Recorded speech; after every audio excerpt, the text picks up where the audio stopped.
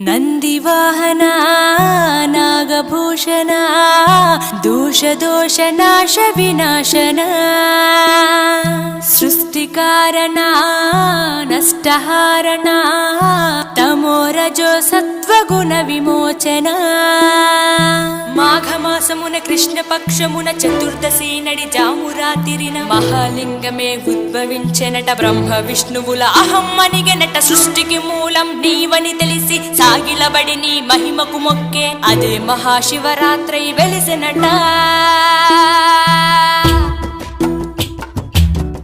అరే ఓ జంగమా విభూది లింగమా, పక్కన పార్వతమ్మ తలపై గంగ